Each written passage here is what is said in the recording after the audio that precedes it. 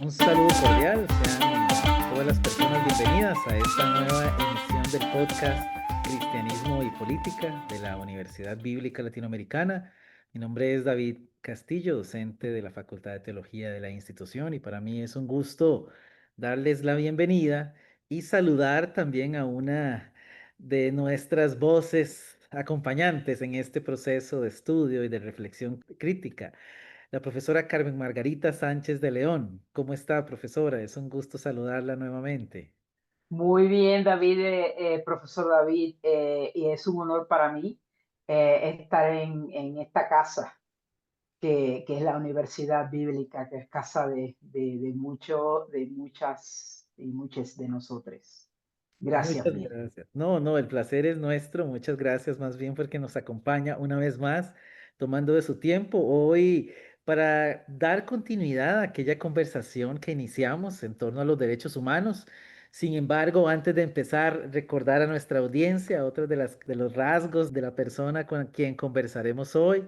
La profesora Carmen es ministra puertorriqueña, activista por los derechos humanos y de los colectivos LGTB y Kumás, doctora en estudios críticos de género, teóloga feminista, radicada hoy en México, si estoy bien, ¿verdad? Eso es correcto. Es correcto.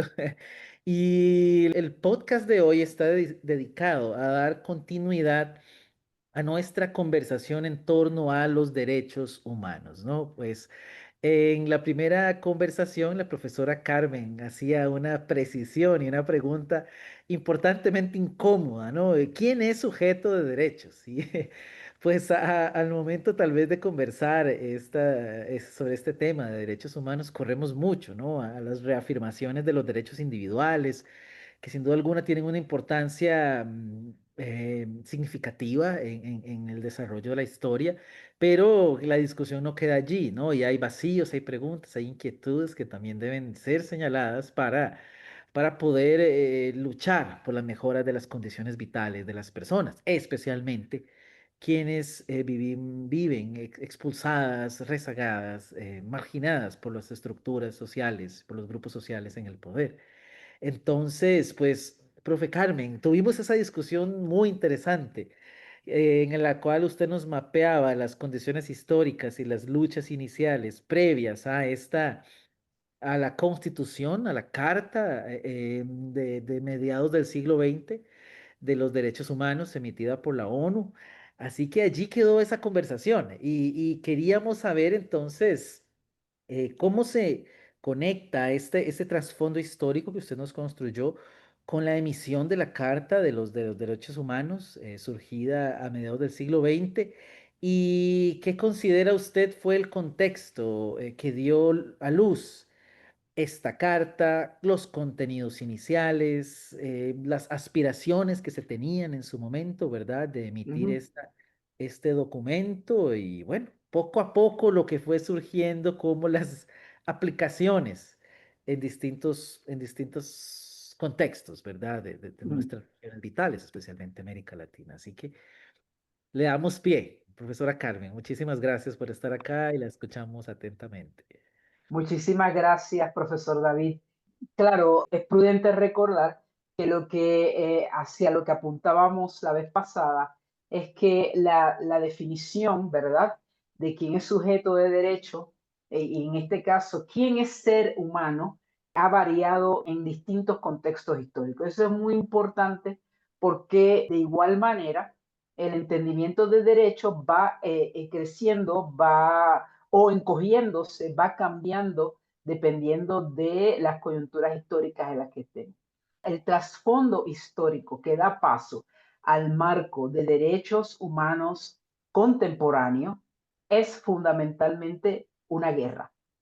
Ujú. De hecho, en los principales documentos de derechos humanos vigentes se enmarcan entre el contexto de guerra, de la Primera Guerra Mundial y de la Segunda Guerra Mundial.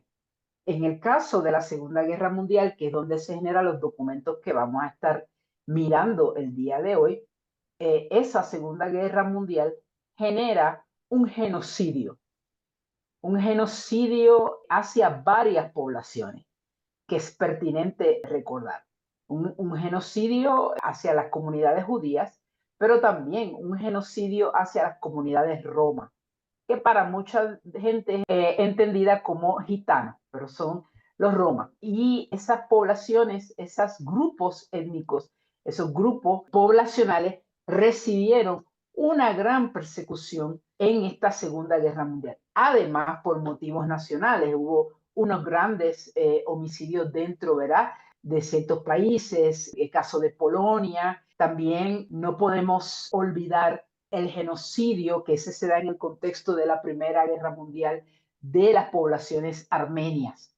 Entonces, es desafortunado decir que el contexto de estos documentos que hoy citamos tanto es precisamente esa gestión, ese empuje que gesta una parte de la humanidad, que fue el genocidio, que han sido procesos todavía no comprendidos. De hecho, hemos reflexionado grandemente, incluso desde la perspectiva teológica, sobre qué significa eso de querer eliminar una parte de la población y quererla eliminar muy intencionalmente, ¿verdad? Quiero recordar que Ralph Lampkin es quien crea el concepto genocidio, era un abogado judío que empieza a hacer estas reflexiones sobre lo que significa el genocidio. Yo lo quiero dejar aquí porque en la definición de Rafael Lampkin, de Ralph Lampkin, la definición de genocidio es mucho más amplia que lo que actualmente pauta la Convención contra el Genocidio. Y eso es Ok. importante porque lo vamos a ver posteriormente, las implicaciones de algunas de las violaciones de derechos humanos van hacia el genocidio de algunas culturas, el genocidio de algunas poblaciones. Así que vamos a dejarlo ahí porque lo voy a retomar más adelante. No hay- Pero es importante recordar que ese es el marco que genera toda esta reflexión. Sí, profesor.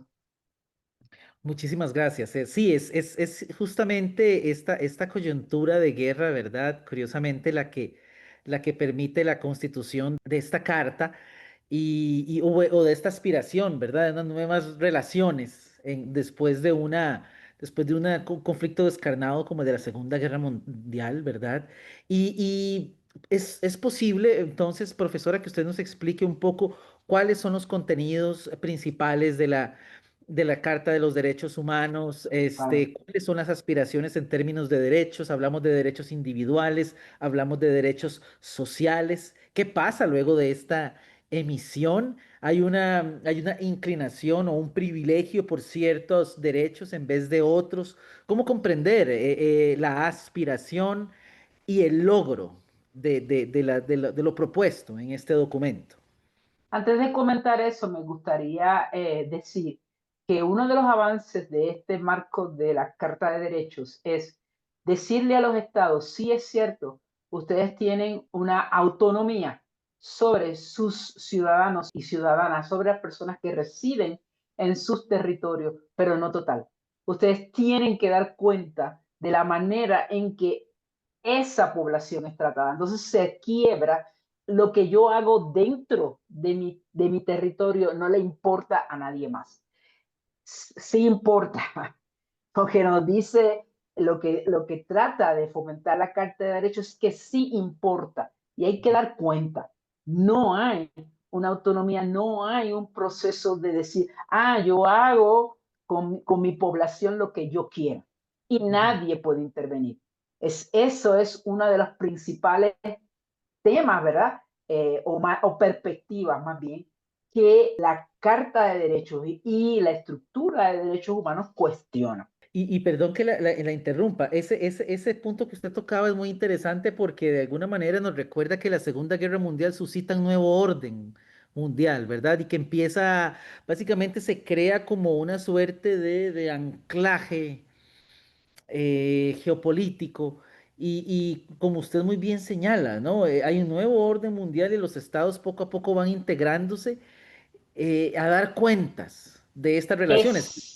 que es básicamente lo que exactamente. hemos visto en televisión, en el marco de las discusiones en la ONU y en el Consejo de Seguridad y en todas estas no sé, ¿verdad? Acciones de ir a la ONU a dar cuentas, ¿no? A rendir cuentas de lo que se hace internamente, de lo que se hace con estados vecinos, con poblaciones en movilidad forzada.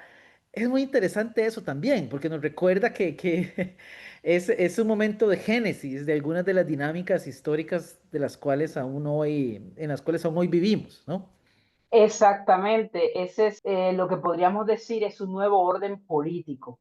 Es un nuevo orden político que limita, ¿verdad?, el poder de los estados. Y Mm. eso es importantísimo porque anteriormente, pues desafortunadamente, los estados eran totalmente, ¿cómo podemos decir?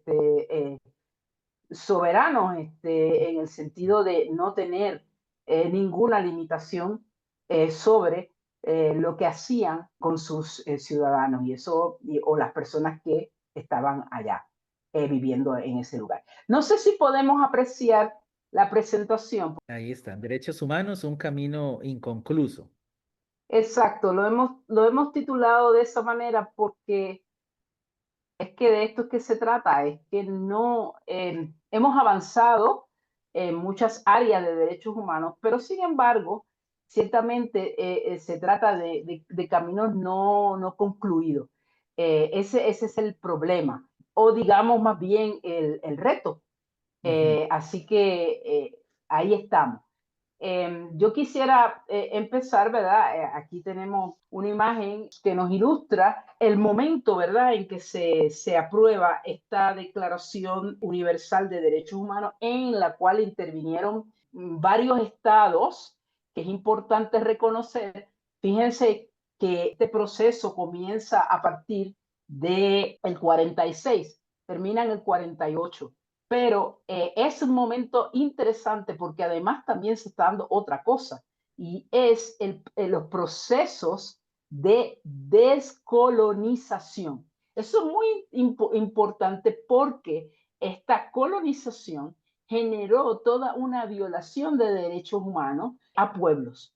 Me refiero a los pueblos asiáticos, pueblos africanos, que todavía estaban bajo el yugo colonial de varios poderes europeos.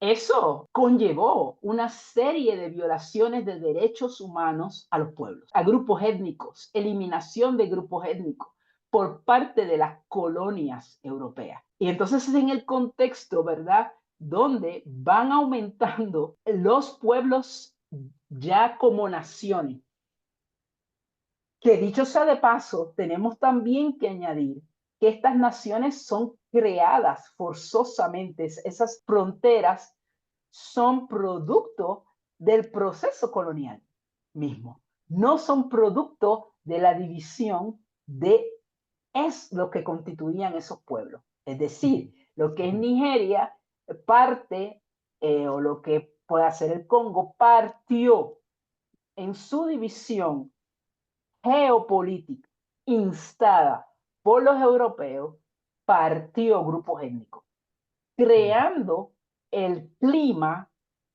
a futuro de conflictos internos. Eso es bien importante, porque algunos de los conflictos que, que hemos tenido en los últimos tiempos son producto de esa división geopolítica. Por ejemplo, el caso de la India, que en 1948 es un caso clarísimo de cómo esa división política generó toda una masacre entre poblaciones.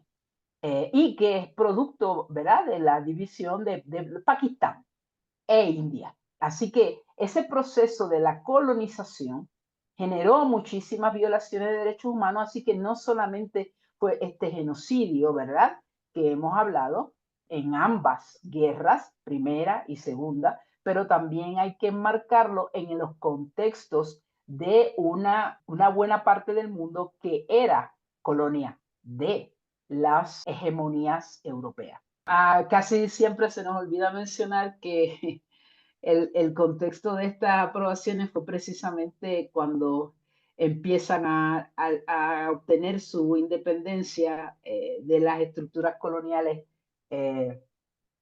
diversos de las que hoy conocemos como países africanos y asiáticos. Eso, ¿verdad? Y eso tiene, ¿verdad? Tiene una implicación fundamental a posteriori, ¿verdad? Porque como usted muy bien señala y como se han señalado también en análisis críticos de la Segunda Guerra Mundial puede interpretarse como una guerra entre potencias por Sí, mercados, potencias por europeas mercado, dando exactamente. por mercados, ¿verdad?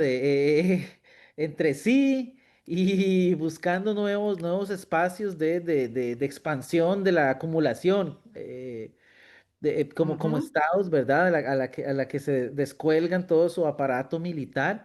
Pero ahorita que usted menciona esta coyuntura en la que algunos países de África y de Asia están adquiriendo una suerte de soberanía, ¿verdad? Aquí sobre su territorio jurídica, es interesante pensar que, bueno, y usted nos va a explicar, ¿verdad? Un poquito el surgimiento de estos derechos humanos. Ciertos países son claves. Pero sin duda alguna, más allá de que inicia el cierre del proceso formal de colonización, es imposible evitar, ¿verdad? Ver las claro, continuidades, las formas en que la colonización continúa, aparte, por ejemplo, ¿verdad? Tantos liderazgos internos africanos que van emergiendo. Pensé en Patrice Lumumba, ya, ¿verdad? En décadas posteriores, y cómo estados como el francés continúan, o el estado belga, continúan con la reproducción de los procesos neocoloniales que ujú, reproducen la violación de derechos humanos que intentan normar. Tal vez es ujú. ironías más desafortunadas de estos procesos que usted menciona, ¿no? En el medio de la descolonización y el surgimiento de la Carta de los Derechos, surgirán nuevas formas, al parecer, ¿no?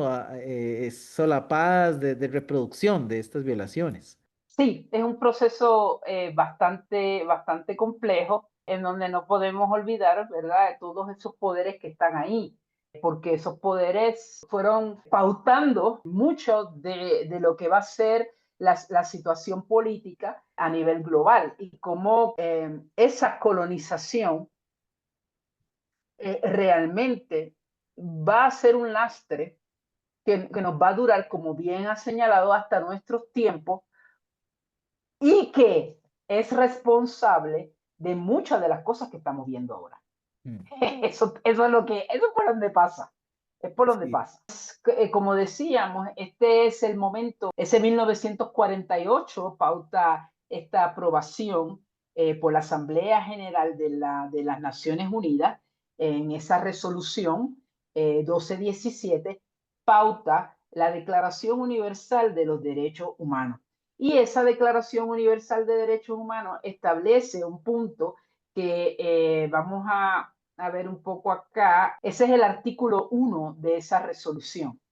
Para mí es un artículo sumamente importante porque establece el espíritu, ¿verdad?, general de lo que va a continuar. Es importante también mencionar que interesantemente en ese momento de 1948, 4 países africanos eran independientes, Mm, solo 4. sí. Etiopía, Liberia, Egipto y posteriormente el primero país independiente después de los procesos de colonización fue Ghana. Y había varios países en Asia que aún eran colonia de potencias europeas, entiéndase Vietnam, Ujú, entiéndase Camboya, entiéndase Indonesia y entiéndase Malasia. Es importante este detalle porque luego, posteriormente, habrá, por ejemplo, para mencionar un dato, famosa guerra en Indonesia que es sostenida por los Países Bajos. Y esa ujú, guerra conllevará la violación de derechos humanos de las poblaciones étnicas de Indonesia. Entonces, todavía teníamos el contexto, ¿verdad?, colonial. Y en Ujú. ese momento en que se vota esta declaración, 58 países fueron los que votaron. ¿Sí? Tengo que decir que desafortunadamente hubo una abstención latinoamericana y Ah, fue sí. Honduras.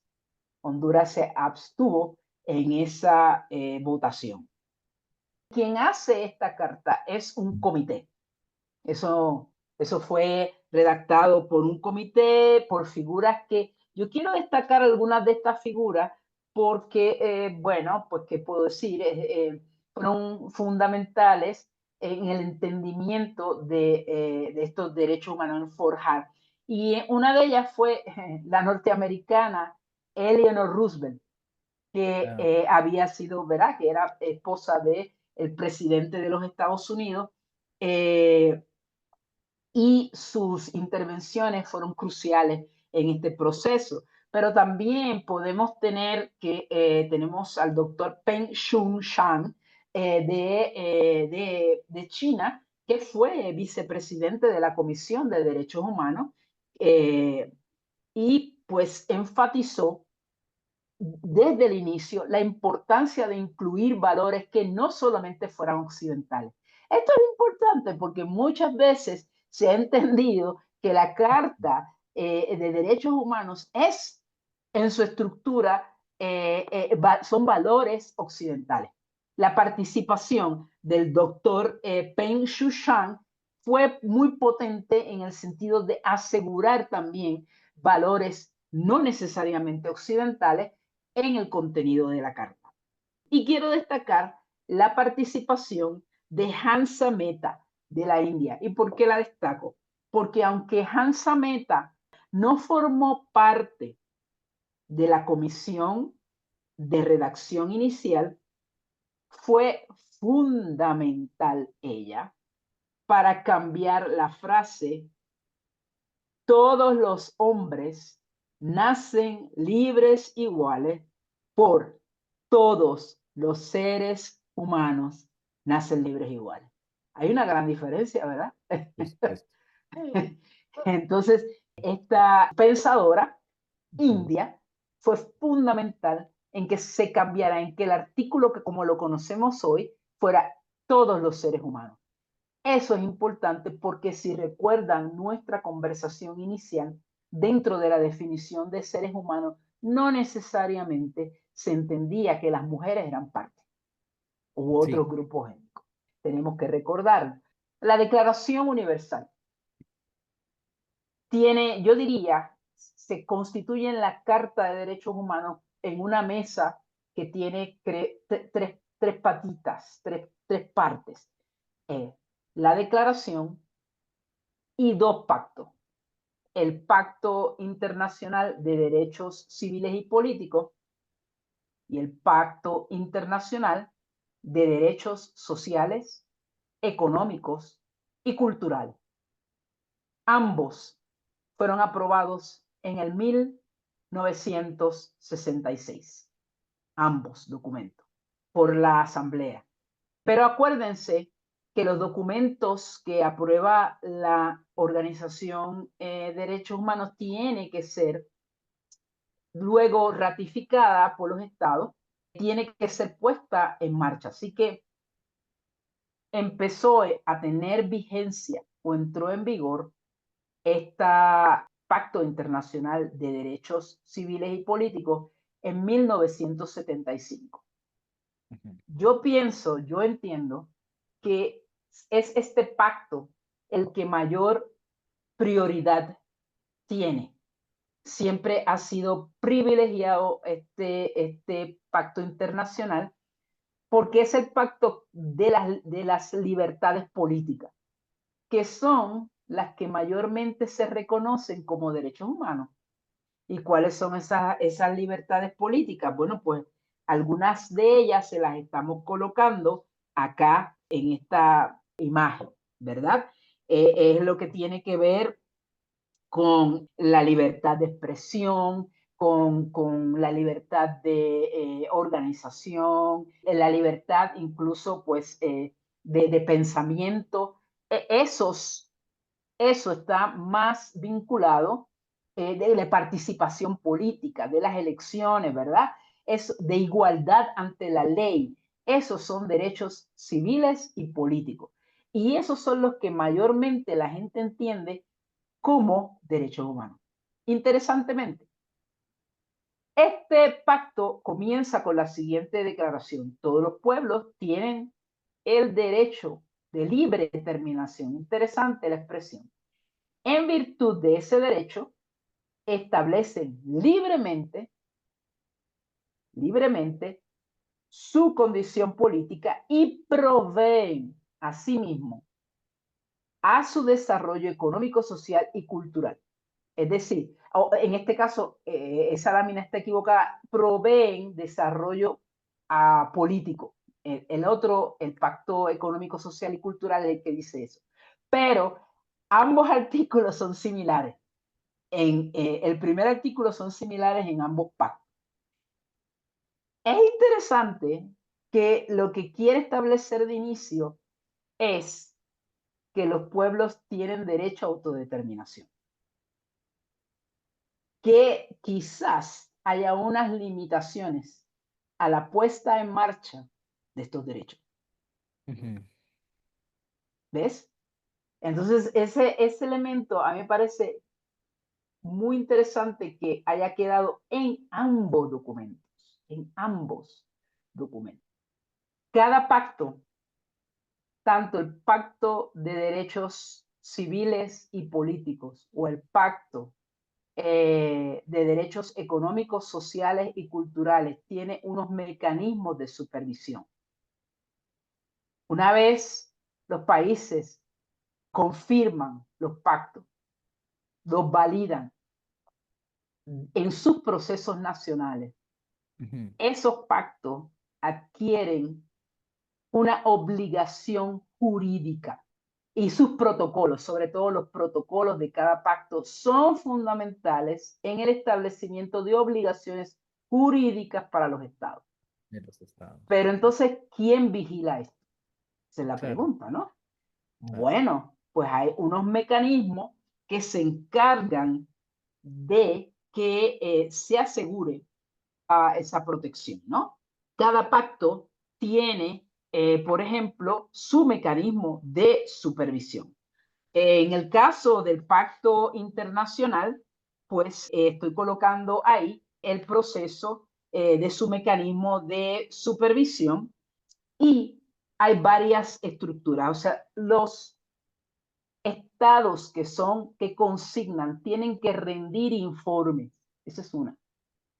Tienen que rendir informes sobre el avance con respecto a ese pacto en particular. Esa es la primera rendición de cuentas. Fíjense, el Estado tiene que rendir cuentas. Ujú, Primera rendición de cuentas. Informes. Todos los estados consignantes rinden informes. Segundo,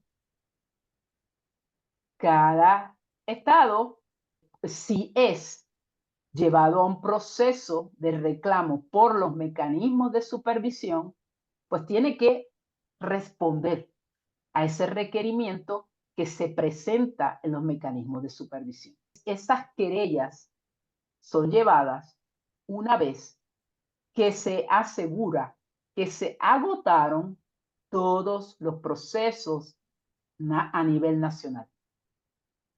Cuando un movimiento social agota el proceso de reclamo a nivel interno, puede ya llevar un caso a nivel internacional.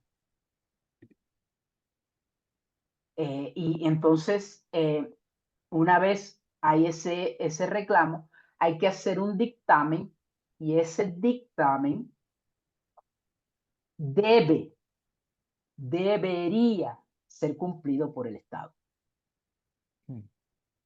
Muy interesante, es decir, que a partir de la Segunda Guerra Mundial y de todos estos procesos producto de la guerra y también de las movilizaciones por la descolonización, podríamos decir que en torno a la Carta surge un amplísimo marco jurídico vinculante a los estados, Eso es los así. cuales van adhiriendo y por ende de alguna manera sometiéndose a una nueva instancia política internacional Eso que, es que va, así. que va a regular sus formas de articulación interna en el sentido del cumplimiento o el no cumplimiento de estos grandes acuerdos o grandes aspiraciones de la constitución de nuestras sociedades. Eso es así. Estos mecanismos regulan el desvío de los estados de su compromiso con el cumplimiento de los derechos humanos. Lo regula. Tenemos que decir que ciertamente no siempre los estados cumplen con los señalamientos de los mecanismos regulatorios. No, no siempre, y no siempre hay manera de obligar al Estado al cumplimiento del mismo. Que hay preguntas que surgen, son importantísimas, ¿verdad?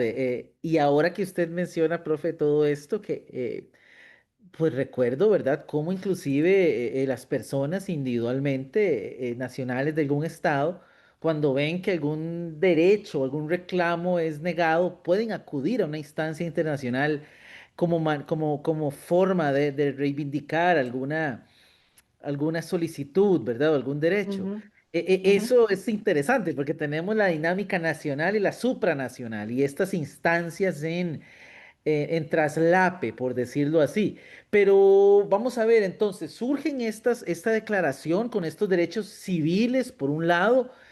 No sé si ya habrían surgido los sociales o los sociales van quedando de alguna manera rezagados, Se pero aprobaron en el mismo momento, eso es importante decirlo, ¿eh? Se sí, aprobaron los derechos, el Pacto Internacional de Derechos Económicos, Sociales y Culturales, se aprobó a la misma vez. Lo que pasa es que por discusiones y procesos entra en vigencia más tarde, en el ok, 1976, un año pero después. se aprueban en el contexto de las Naciones Unidas, se aprueban el mismo año. Pero ¿qué pasa? Ahora vamos a una situación aquí difícil. Yo estaba diciendo que el Pacto Internacional de Derechos Políticos y civiles es el que la gente reconoce más dentro de lo que son los derechos humanos de la Sí. gente. Ah, yo tengo derecho. Sí, ¿cuál derecho? Pues yo tengo el derecho a expresarme. Yo tengo derecho a pensar lo que yo quiera. Yo tengo derecho a votar en unas elecciones. Entonces eso la gente rápidamente lo reconoce como derecho. El problema con los derechos económicos, sociales y culturales es que no son tan entendidos como derechos humanos. No tienen la fuerza de defensa que tienen los otros. ¿Y por qué? Porque miren, cuando esto se aprueba, hay otra cosa que ocurre que es bien importante, que es una guerra fría. Ujú. Y esa guerra fría fue una guerra ideológica entre países, unos en el eje de un capitalismo y otros en el eje de un social comunismo. Para los países del eje capitalista, lo fundamental eran y siguen siendo, yo creo, los derechos civiles y políticos. Para los países en el eje, en esta guerra, era una guerra no declarada, del Pacto de Derechos Económicos, Sociales y Culturales, los más defendidos o los más que iban eran sobre esto. ¿Por qué? Porque esos son, lo que defiende es, por ejemplo, el derecho al trabajo, el derecho de la vivienda, el derecho a la salud. Esos son parte de los derechos económicos, sociales y culturales. A la seguridad social, que mucho hemos discutido el tema de la seguridad social y siempre estamos cortando presupuesto por ahí, ¿verdad? Sí, por supuesto. El derecho a la educación, esos son los otros derechos humanos. El derecho a sindicalizarse, porque es el derecho al trabajo, pero también hay un derecho a sindicalizarse. ¿Ve? Y eso constituyó desafortunadamente un problema. Mire, les voy a dar un ejemplo del propio contexto constitucional de Puerto Rico. En el caso de Puerto Rico, ustedes saben, sigue siendo un territorio de los Estados Unidos de Norteamérica, con una libertad política relativa. Aprueba en el 50, la década del 50, una constitución. Esa constitución original del pueblo de Puerto Rico aseguraba el derecho al trabajo. Pero esa constitución, para ser aprobada, no podía ser aprobada solamente por el pueblo de Puerto Rico, tenía que ser revisada en el contexto, ¿verdad?, de las cámaras de representantes de la legislatura de los Estados Unidos. Ujú. Pues lo que pasó fue que eliminaron el derecho al trabajo. ¿Por qué? Porque en el contexto constitucional de los Estados Unidos no hay un reconocimiento del derecho al trabajo. Sí, por supuesto. Entonces, tener dentro de una constitución que es consona, era una constitución consona con los pactos, pues creaba problemas. Entonces, eso de los derechos económicos, sociales, políticos y culturales, todavía estamos en unos procesos de debate profundo con respecto a los mismos. Son derechos que no tienen todavía el agarre en nuestros presupuestos nacionales. Nadie cuestiona el que una persona no tenga una vivienda adecuada, pero sí cuestiona que no pueda participar en las elecciones. Es más común ese cuestionamiento que este otro. Pero ambos, lo que yo quiero dejar establecido aquí es que ambos son derechos humanos dentro de la Carta de Derechos Humanos.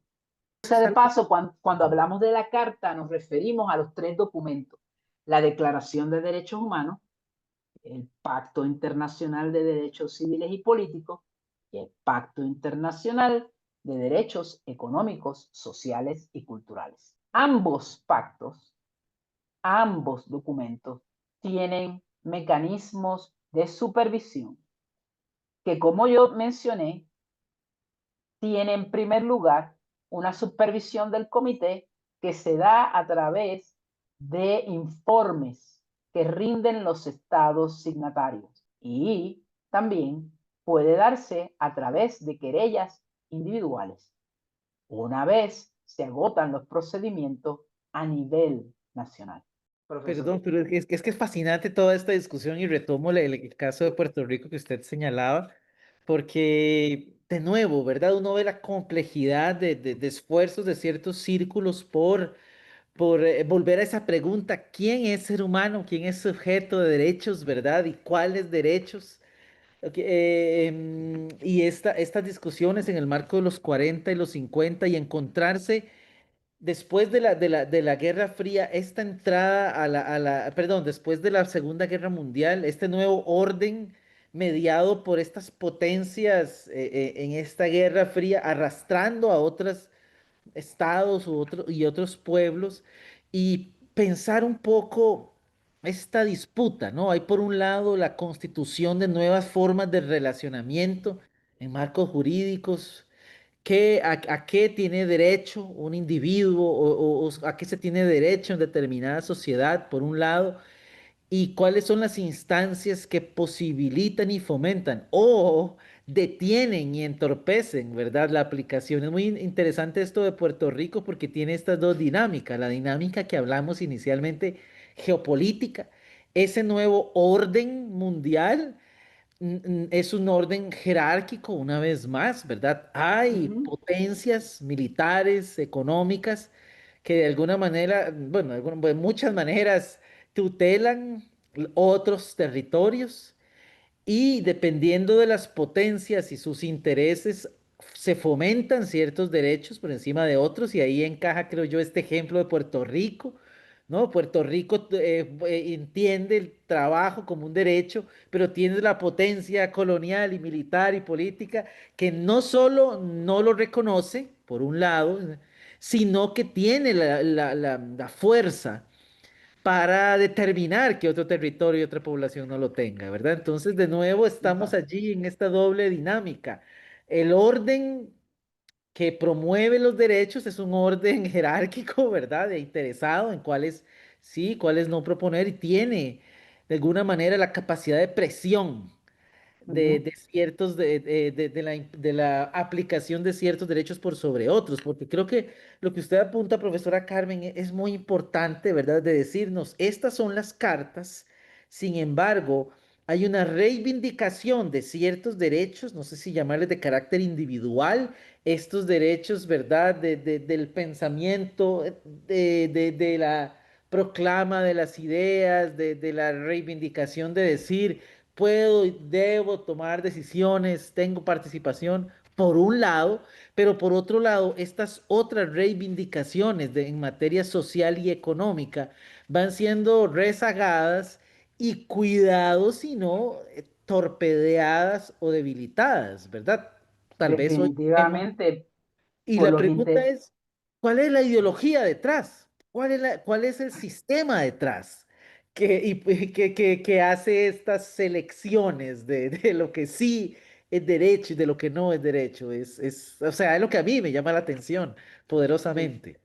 Tú hablaste de derechos individuales, profesor, mencionaste ese tema.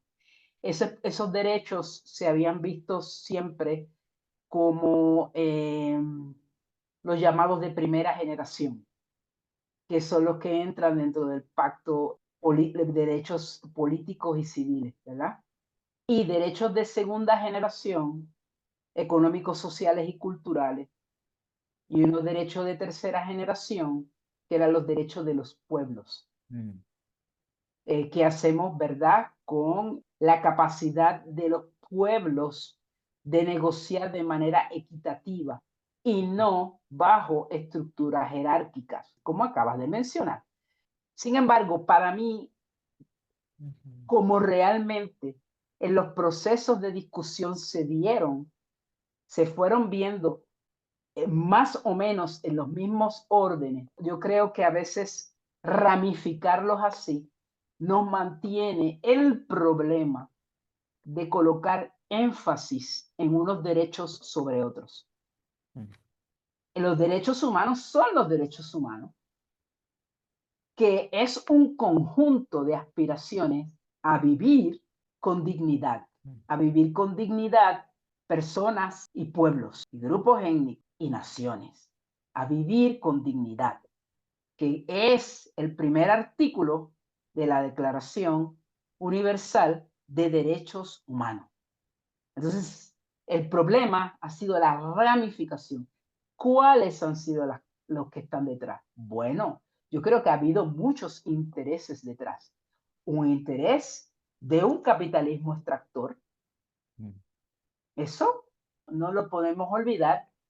Intereses de algunos países dentro de los que fueron el eje de países sociales y socialistas y comunistas de controlar las poblaciones. Hace muchos años, ustedes recordarán que en la década del 80 se cae el bloque, el llamado bloque socialista, ¿verdad? ujú, Ese bloque de países socialistas ujú, cae en la década de los 80. Yo recuerdo una conversación que tuvimos en el seminario evangélico con la visita de Leonardo Boff. ujú, Y se le pregunta a Leonardo Boff, bueno, y eso quiere decir ahora con la caída del eje socialista, comunista, países identificados con los social comunistas, quiere decir que la teología de la liberación cae.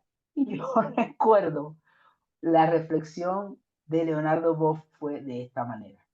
El problema con esto es que los países capitalistas democratizaron los sueños y privatizaron todos los recursos de desarrollo, toda la economía. Los países del eje comunista democratizaron algunos recursos y privatizaron los sueños.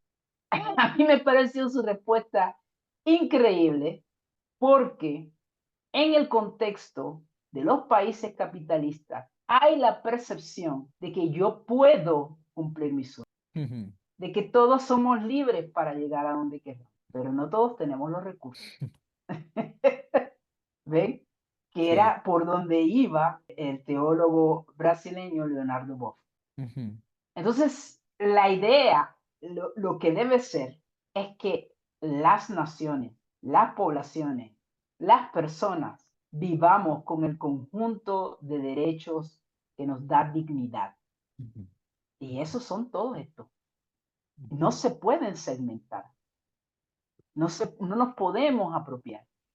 Pero intereses, yo te diría que los intereses, uno de los intereses principales detrás de restringir los derechos económicos, sociales y culturales fue la expansión del capitalismo, Sí, por que supuesto. ahora tiene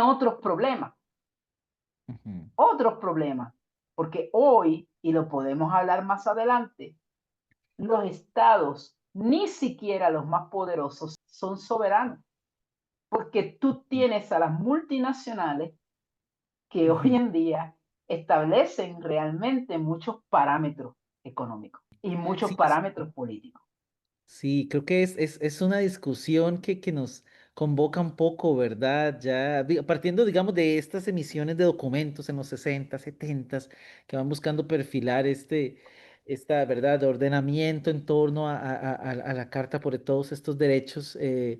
Es interesante preguntarse, ¿verdad? Porque de alguna manera entonces lo que podemos decir es que la carta surge en medio de un orden social y de probablemente de naciones que han abrazado al capitalismo en cualquiera de sus formas como el modelo ordenador de sus territorios y también del orden multilateral entre naciones. Y de alguna manera los Ujú, derechos tendrán que estar, qué sé yo, ¿verdad? Surgir y ser condicionados por estas ujú, estructuras político-económicas, ¿verdad? Y los avances o los retrocesos en la aplicación de los derechos, sin duda alguna, estará sujeta a estos intereses, ¿verdad? Porque tal ujú, vez la discusión en abstracto de los derechos humanos es la afirmación, ¿verdad? De como usted decía, es el sueño, la utopía. Todos y todas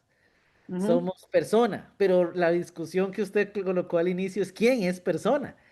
claro. Y cuando discutíamos al inicio es por qué vemos, por ejemplo, el aniquilamiento, el genocidio televisado de las personas en Gaza. No son personas, entonces. Los derechos humanos no alcanzan para estos territorios, pero sí se reivindican y se defienden en otros estados, inclusive estados agresores, ¿verdad? Como en este caso el Estado israelí o los Estados Unidos, ¿verdad? Ujú, Ayer con la conmemoración, ¿verdad? Del Día Internacional del Orgullo, yo leía una pancarta que decía, ¿verdad? De las reivindicaciones de los movimientos LGTBI en Tel Aviv. En reacción a esto, leí una pancarta que decía que tus colores no opaquen en mi genocidio. Hay un problema, o sea, hay un problema de muchas dimensiones allí, pero la noción selectiva de los derechos, la posibilidad de que ciertos estados y ciertos pueblos puedan disfrutar de la mayoría o de bastantes de estos derechos, mientras que otras naciones y otros pueblos con los que están relacionados, ¿verdad? Ven negadas sus aspiraciones, es un problema de fondo allí que debe traerse a colación, ¿verdad? De hacerse evidente, como usted muy bien de- dice. de- definitivamente. Y bueno, y sigue siendo un problema que se va complicando. Yo también quisiera mencionar dentro de este marco de documentos, hay todo un sinfín de documentos que luego se han aprobado para seguir garantizando unos agarres, yo voy a decir unos dientes, para llevar a cabo, para viabilizarnos mismos. Esos van desde el pacto de no más violencia contra las mujeres, de los derechos de la niñez, que después fueron incluidos como sujetos de derecho y que ahora mismo tienen documentos específicos que Ujú. garantizan, ¿verdad? Y velan por sus derechos. Desafortunadamente, hay muchos países que no han consignado estos pactos y estos Ujú. derechos. Y debo señalar, fíjense, que uno de los países que menos pactos ha ratificado es el gobierno de los Estados Unidos. Por ejemplo, la Convención de los Derechos de la Niñez no la ha ratificado. La eliminación contra todas formas de la mujer no la ha ratificado. Ujú. Incluso el Vaticano como Estado, que participa, ¿verdad? Sí, De la Organización de las Naciones Unidas, aunque no tenga derecho a voto, algunos de estos documentos no los ha ratificado tampoco. Que ujú. luego en nuestra siguiente conversación hablaremos un poco, ¿verdad?, del papel del cristianismo dentro de la defensa de los derechos humanos. Y claro, además de estos otros documentos que son muy importantes, no quiero dejar de mencionar que hay unas cortes muy importantes que han sido vitales en el caso de crímenes de lesa humanidad. Y esa es Ujú. la Corte Penal Internacional, que es establecida gracias al Estatuto de Roma, pues la Corte Penal Internacional ha velado por juzgar crímenes de lesa humanidad. Ya hemos tenido varios procesos de juicio. En el caso pues, de la guerra de lo que fuera Yugoslavia, Croacia, toda esa guerra que vivimos en Croacia, Serbia, pues ya algunos de los criminales principales, Ujú. gestores de los genocidios en esos contextos, han sido juzgados y cumplen cárcel. Es importante mencionar que este tipo de corte empieza a ejercerse posterior a la Segunda Guerra Mundial con aquellos juicios iniciales, bueno, fueron varios, pero el que más reconocido, más conocido es los juicios de Nuremberg. Así que la Corte Penal Internacional podríamos decir que es un seguimiento a nivel internacional para velar por los delitos de lesa humanidad. Que hablando de lo que tú decías, de lo que mencionabas de Gaza, en este momento hay un conflicto muy serio a nivel internacional porque algunos países han llevado a líderes del Estado israelí a ser juzgados en la Corte Penal Internacional. Entonces Sí. esto está siendo cuestionado por diversos estados. A eso iba yo justamente, ¿verdad? Bueno, ya hemos avanzado bastante en nuestro podcast y creo que acá se han ido colocando elementos fundamentales de comprensión, ¿verdad? Para poder hablar de manera más robusta sobre todo este amplio y fundamental fenómeno relacionado con los derechos humanos, ¿verdad? Y estas formas ordenadoras de nuestras relaciones tan importantes. Y tal vez la profesora Carmen, colocar dos cosas para ir acercándonos a nuestro cierre. Uh -huh. Eh, ¿cómo pensamos estas instancias o estos mecanismos de vigilancia? ¿Son eficaces? ¿Tienen un alcance discursivo?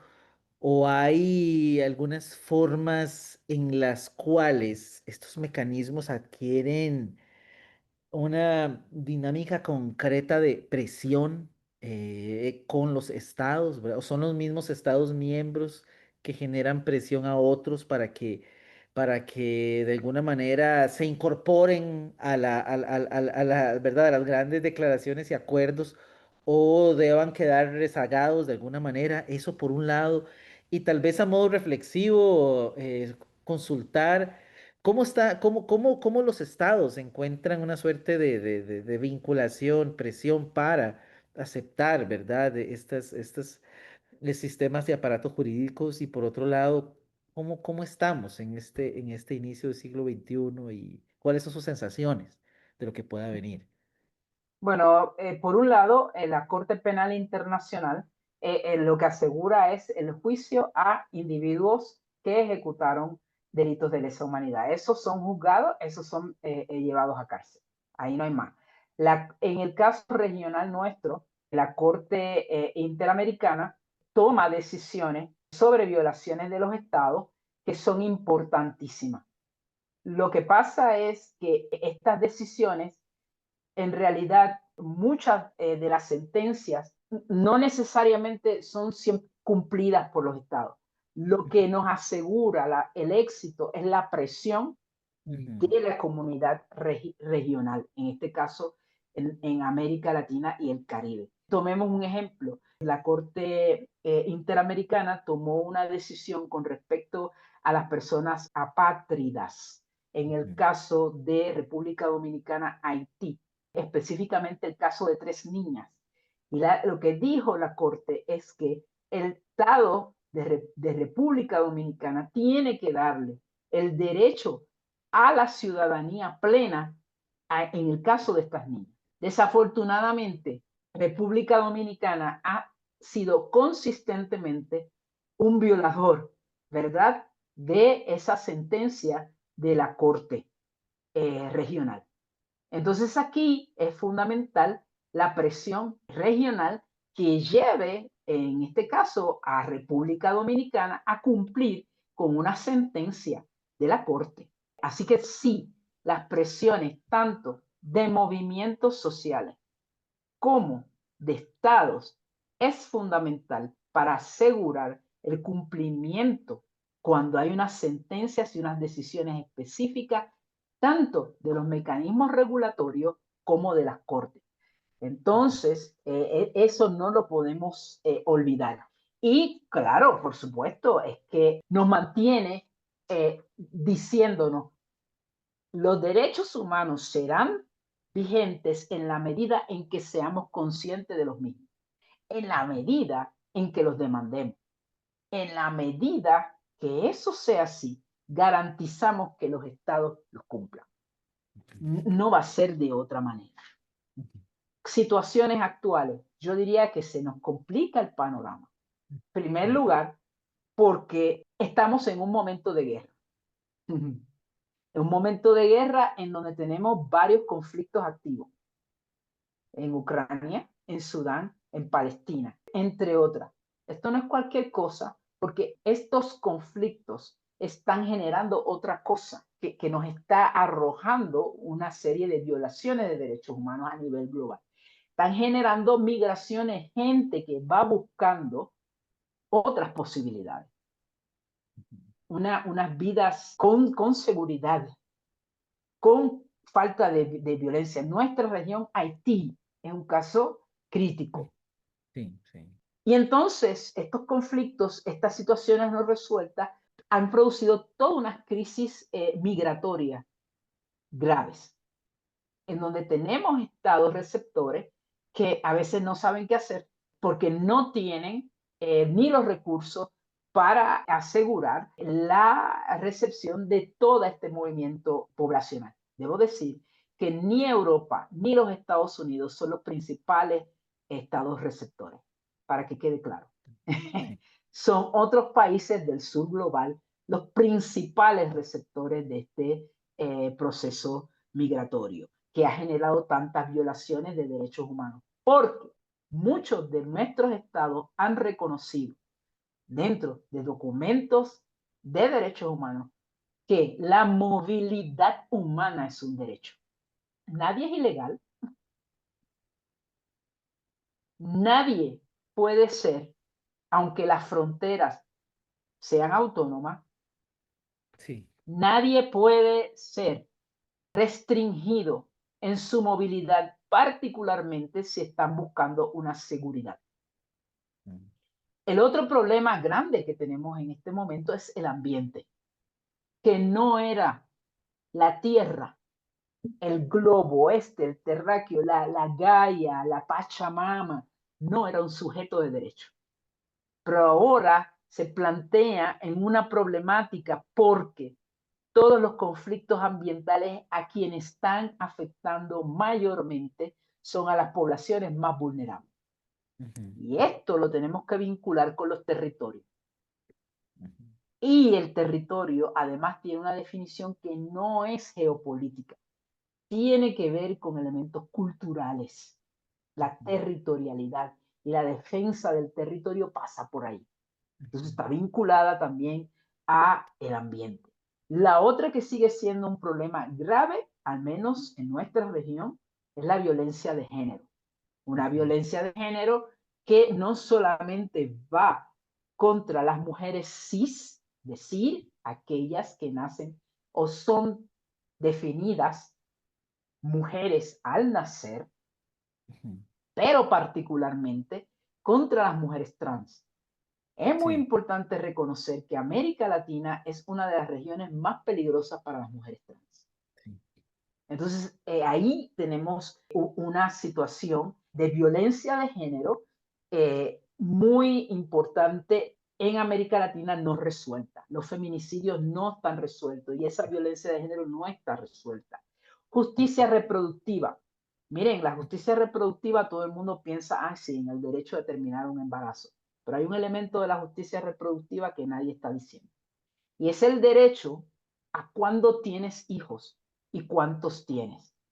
Y hoy en día los organismos de derechos humanos y de económicos nos señalan que hay lo que podríamos llamar un receso, una baja en fecundidad. La fertilidad está reduciéndose, pero tiene que ver con que no hay condiciones económicas ni sociales para tener hijos. Y voy Mm, a dar el caso de Costa Rica. Déjenme mirar las estadísticas. Las estadísticas dicen que Costa Rica en este momento tiene un 1,32 de nacimientos de niños por mujer. Y eso, Uruguay lo mismo, Chile igual. Pero eso pasa por una carencia de estructuras económicas y sociales para que las familias puedan decidir tener hijos o no. En este caso, la decisión es no tenerlo. Entonces, por supuesto, esto ha llevado a lo que llamamos una baja en la fecundidad. Pero por otro lado, tenemos caso de México, en donde tenemos un alto índice de niñas dando a luz. mm, Es como otra violación de derechos humanos porque no hay una distribución adecuada ni educativa ni de acceso a los mecanismos, primero, de prevención de todo esto y de entender que en el caso de las niñas es una violación contra sus derechos humanos, ujú. por muchas razones Sí. que luego podemos ampliar. Pero eso quería mencionarte como alguna de las problemáticas principales que vemos en la región. Claro. Muchísimas gracias, profesora Carmen, porque nos ha ayudado mucho, creo, a comprender de nuevo en esta perspectiva histórica, no solo el surgimiento de de este nuevo orden que también implica esta reivindicación de derechos, especialmente, ¿verdad?, para pueblos y grupos en dominación histórica.